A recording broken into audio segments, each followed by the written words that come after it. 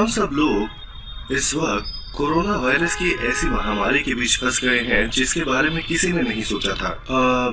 हमें जरूरत है मजबूत और काबिल लीडरों की जो आगे बढ़े, पहले से कई गुना ज्यादा। अब ये बहुत मुश्किल है इस वक्त समझना कि किस तरह हमें व्यवहार करना चाहिए ऐसे मुश्किल समय में। लेकिन आप सिर्फ खाली बैठकर हर वक्त चिंतित नहीं रह सकते। आपको सफल होने के लिए सक्रिय होना पड़ेगा। जब आप एक मच्छर और एक मधुमक्खी को एक साथ बोतल में बंद करते हैं, मच्छर सबसे पहले वहां से निकलने में सक्षम रहेगा। दूसरी तरफ वो मधुमक्खी दरअसल सिर्फ वहां घूमती रहेगी। वो बाहर निकलने का रास्ता ढूंढती रहेगी, पर कुछ वक्त बाद वो बोतल में ही मरी हुई पाई जाएगी। दूसरी ओर मक्खी पूरे वक्त उस बोतल में उड़ती रहेगी और आखिरकार एग्जिट से बाहर निकल जाएगी। इसीलिए ये जरूरी है कि आप दृढ़ता के साथ निर्णय करें। हमारे आज की परिस्थिति में कम से कम हमें कोशिश तो करनी ही चाहिए। एक लीडर का कर्तव्य है कि वो दूसरे लोगों को सफलता की ओर लेकर जाए,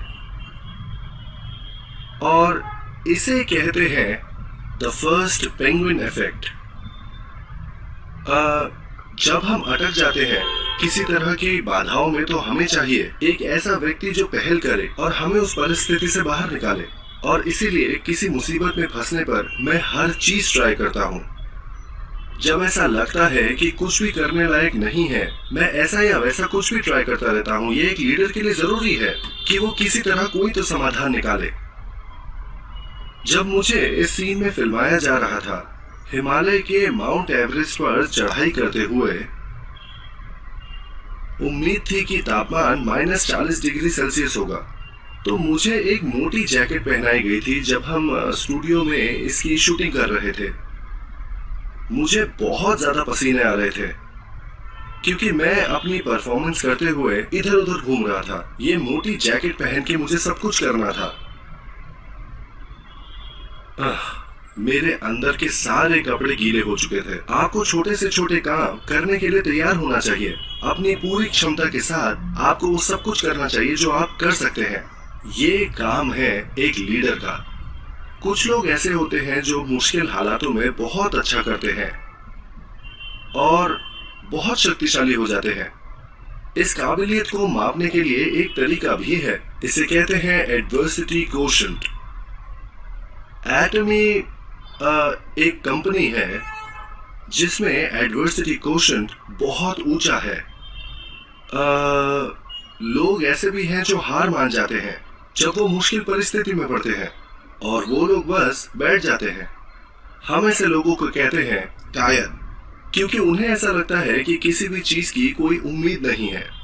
इसके अलावा दूसरे तरह के लोग भी होते हैं। वो सोचते हैं कि मैंने हर तरह का संभव प्रयास कर लिया है और अब करने के लिए कुछ नहीं बचा। हम इन लोगों को कहते हैं कैंपर्स। फिर वो लोग हैं जो मुश्किलों का सामना करते हैं, जो मुश्किलों का समाधान करके उनसे बाहर निकल सकते हैं। वो मुश्किल हालातों के पीछे दौड़ते हैं ताकि वो अपने आप को चुनौती दे सके। ये वो लोग हैं जिन्हें कहा जाता है क्लाइंबर्स। हाँ, मैंने इस छवि का इस्तेमाल किया है एक ऐसे इंसान के तौर पर जो क्लाइंबर का रोल समझाने के लिए माउंट एवरेस्ट पे चढ़ गया। और ये मैं समझाना चाहता हूँ आप लोगों को। हम लोग इस वक्त चौथे इंडस्ट्रियल रेवोल्यूशन के बीच में हैं।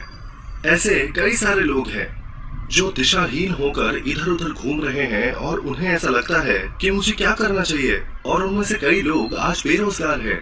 सरकार उन लोगों के लिए कुछ योजनाएं लागू कर सकती है, पर ये योजनाएं ज्यादातर लोगों को सुविधाएं प्रदान नहीं कर पाती हैं। लेकिन अगर हम चौथे इंडस्ट्रियल रेवोल्यूशन के खास विशेषताओं के बारे में जानते हैं, तो एटमी के लीडर्स को किसी भी चीज से डरने की कोई जरूरत नहीं पड़ेगी। हाइपर कनेक्टिविटी एक ऐसी विशेषता है इस चौथे इंडस्ट्रियल रेवोल्यूशन की। इस नए जमाने में एटमी एक कंपनी है जिसकी रचना की गई है पूरी तरह से जुड़ने के लिए इस हाइपर कनेक्टेड सिस्टम के साथ। हमारी पूरी कंपनी की रचना इस कनेक्टिविटी के विचार के इर्द गिर्द ही की गई है। हमारा ये बिजनेस काम करता है पर्सनल प्लेटफॉर्म्स के जरिए, जिससे एक के बाद एक कनेक्शन हो सकते हैं। क्योंकि हमारी कंपनी की नींव ही रखी गई है कनेक्टिविटी के आधार पर, हम बिल्कुल सही है चौथे इंडस्ट्रियल रेवोल्यूशन में व्यवसाय करने के लिए। जब हम चौथे इंडस्ट्रियल रेवोल्यूशन के बारे में बात करते हैं, हम ऐसी चीजों के बारे में बात करते हैं जो है एआई, आईओटी, स्वचालित गाड़ियां, drones, AR, VR, XR, Zoom और ऐसी कई चीजें। तो जब हम बात करते हैं आर्टिफिशियल इंटेलिजेंस के बारे में या स्वचालित गाड़ियों के बारे में या फिर ड्रोन्स, ये सारी चीजें बिजनेस के उपकरणों के कुछ उदाहरण हैं जिसका एटमी इस्तेमाल कर सकता है।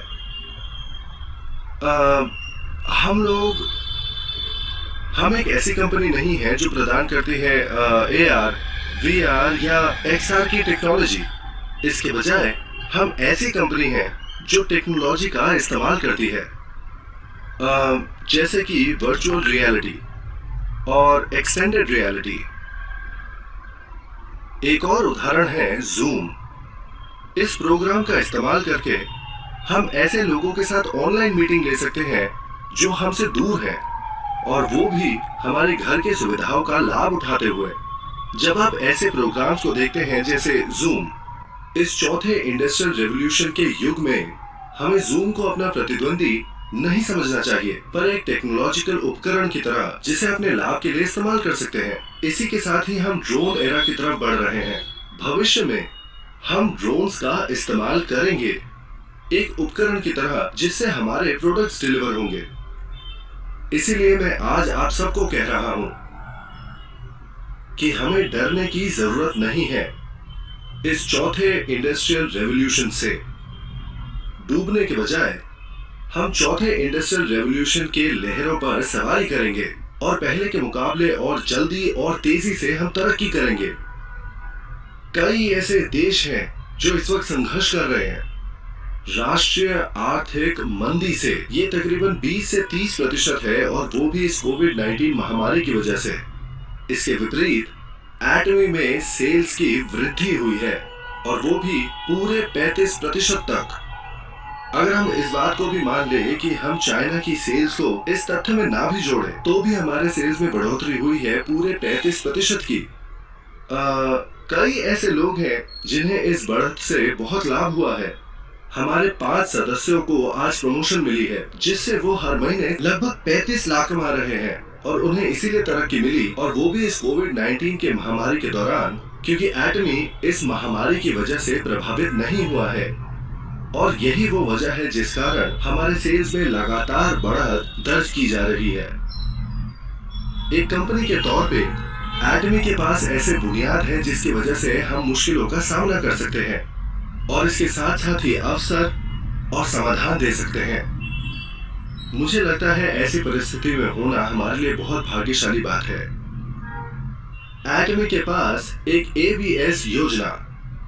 एबीएस का मतलब क्या है? इसका मतलब एक एक्सेलरेटर, ब्रेक और स्टीयरिंग व्हील की प्रणाली जो आपके पास है आपकी गाड़ियों में। एबीएस वो सुरक्षा प्रणाली है जो इन सारे पुर्जों को जोड़े रखती है, और ये तीनों चीजें बहुत जरूरी है जब आप गाड़ी चला रहे हैं। एक कंपनी के तौर पे जब हमें पांव रखना होता है एक्सेलरेटर पे, या ब्रेक को दबाना होता है, या स्टीयरिंग व्हील से दिशा बदलनी होती है, एटमी में वो योग्यता है कि वो ये सब कुछ ठीक समय पे कर सकती है ताकि यात्रा सुरक्षित रहे। अगर देखा जाए तो हम एक ऐसी कंपनी है जो ड्राइविंग सीट पे बैठी हुई है। हम अब स्टीयरिंग व्हील का इस्तेमाल करके दिशा बदलते हुए बढ़ रहे हैं ऑनटैक्ट युग की ओर। हम बढ़ रहे हैं सही दिशा की ओर, क्योंकि हम बढ़ रहे हैं भविष्य की ओर। कई पंडित इस बात को कहते हैं कि ये ऑनटैक्ट एरा भविष्य में जरूर आएगा, और वो इस बात को काफी समय से कह रहे हैं। और क्योंकि एटमी इस चीज के लिए पहले से ही तैयार हो रहा है, हम इस कोविड-19 महामारी की वजह से ऑनटैक्ट युग की ओर और जल्दी से प्रवेश कर रहे हैं। इस दुखद आर्थिक युग की समस्याओं से हमें छुटकारा मिल सकता है अगर हम एक्सेलरेटर को और भी तेजी से दबाएं। तो जब हम सामना कर रहे हैं इस कोविड-19 महामारी का, हमें एक्सेलरेटर को और तेजी से दबाना होगा, क्योंकि काफी बड़ी कंपनियां हमारी प्रतिद्वंदी हैं, तो हमें जल्द से जल्द प्रवेश करना होगा। हमें पहुंचना है इन अंतरराष्ट्रीय बाजारों में और हमें बढ़ना होगा कंपनी के रूप में। एटमी एक कंपनी है जो मुश्किलों का सामना करते वक्त और मजबूत हो जाती है। मुश्किलें इस कंपनी को और शक्तिशाली बना देती है।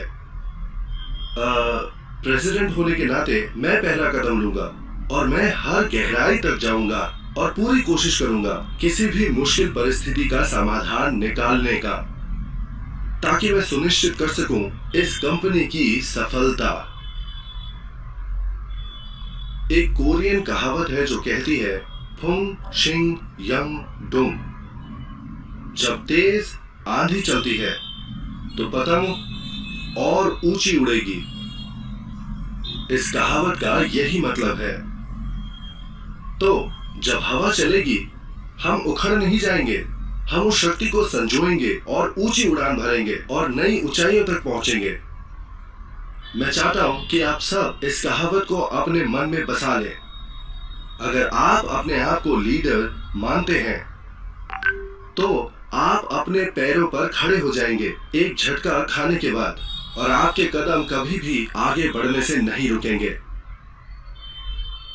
हमारी कंपनी बहुत ही तीव्र गति से काम कर रही है। हम उपभोक्ता केंद्रित कंपनी है जो काम करती है कोरियन फेयर ट्रेड कमीशन के अंतर्गत।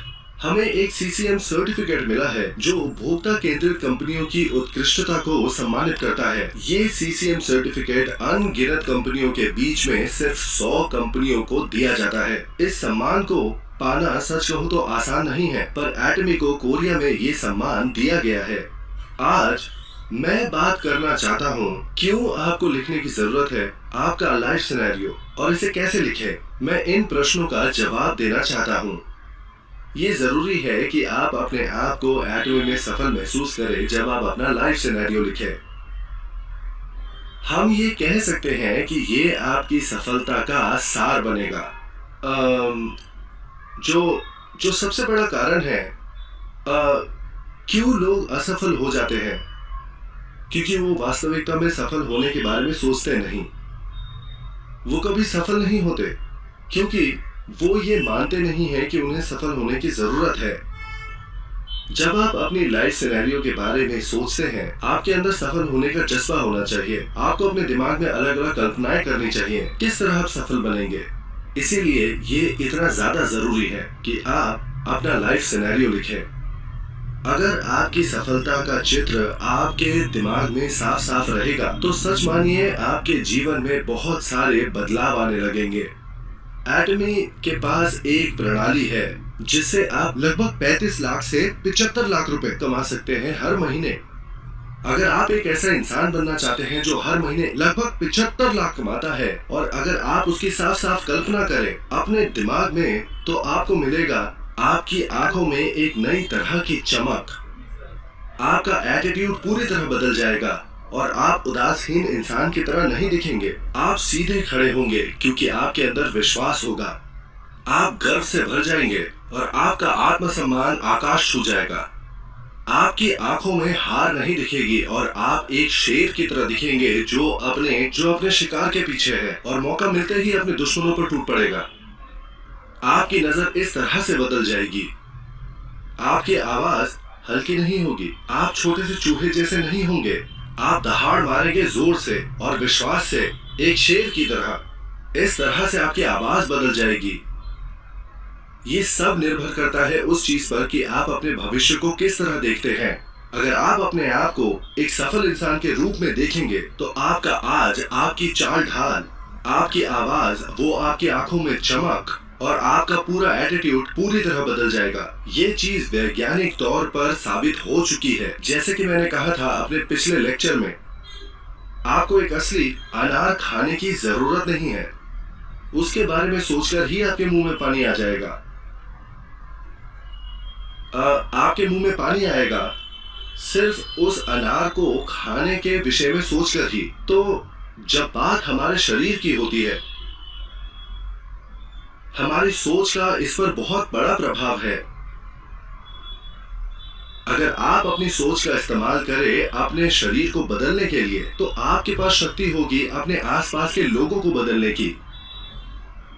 दुनिया में इतने सारे बदकिस्मत लोग हैं जिनके हालात खराब है इस कोविड-19 महामारी की वजह से। वो खो गए हैं और उन्हें समझ नहीं आ रहा वो क्या करें। वो डर और घबराहट में जी रहे हैं। एक रास्ता है इन लोगों के लिए। मैंने एक बिजनेस ढूंढा है जो मुझे लगभग 35 लाख से 75 लाख रुपए। मैं इस तरफ बढ़ रहा हूं, तो आइए इसे साथ में करते हैं। सिर्फ बैठे मत रहिए। यही बात आपको सबको कहनी चाहिए। हम साथ मिलकर ये कर सकते हैं। आपको अपना संकल्प लोगों को बताना होगा, अपने आसपास के लोगों को, अपने प्रियजनों को। इन दिनों पंडित और विद्वान लोग, ये सब लोग कह रहे हैं और बुरा वक्त आने वाला है आने वाले समय में। हम जीते थे एक 80-20 के समाज में, जो परेटोज लॉ के हिसाब से कहता है कि 20% लोगों के पास 80% धन है। और क्योंकि 80% लोगों के पास सिर्फ इतना था जिसे हम 20% मान सकते हैं पूरे धन का, हम एक ऐसी अवस्था में थे जहां 20% धनी थे और 80% निर्धन। और पुराने जमाने में दुनिया की यही हालत थी। पर फिर एक दिन ये रेशियो बदल गया 1/99 में, जिसका मतलब था कि सिर्फ 1% लोग ऐसे थे जो धनी थे और 99% लोग निर्धन थे। एक दुनिया जहां अंत में मिडिल क्लास ढह जाती है। आज के दिनों में कुछ आवाजें आ रही हैं नए बदलाव के लिए। भविष्य में हमारा समाज 1/99 के रेशियो से नहीं जाना जाएगा, पर एक ऐसा रेशियो जो होगा 0.1/99.99। ये बात विशेषज्ञ कह रहे हैं। अगर ये बात सच है, तो वो लोग कौन होंगे जो 0.1% में रहेंगे? मतलब हमने इस बारे में काफी सुना है कि वो 0.1% लोग वो होंगे जिनके पास प्लेटफॉर्म बिजनेस होगा। इस बात का कोई मतलब नहीं कि वो कितना धन अर्जित करते हैं। बाकी के जो लोग हैं, वो 99.99% वाले लोग, उनके लिए भविष्यवाणी है कि वो गरीब हो जाएंगे। उन 99.99% लोगों की गणना नए श्रमिक वर्ग में की जाएगी, नए गरीब। इन नए गरीबों के लिए एक नया शब्द भी है, अनिश्चित लोग। आप खत्म हो जाएंगे अगर आप अनिश्चित लोग बन जाते हैं। इसीलिए ये बहुत जरूरी है कि आपके पास एक प्लेटफॉर्म बिजनेस होना चाहिए। लेकिन एक प्लेटफॉर्म बिजनेस पाने के लिए आपको बहुत सारे खास ज्ञान की जरूरत है, या फिर पूंजी, या शायद कुछ और जो पूरी तरह से जबरदस्त हो, ताकि उससे आप अपना प्लेटफॉर्म बिजनेस शुरू कर सकें। पर आपके लिए, आप एटमी सदस्यों के लिए, ये निजी प्लेटफॉर्म बिजनेस, या जिसे हम कहते हैं PPM, आप सबको मुफ्त में मिल रहा है एटमी के जरिए।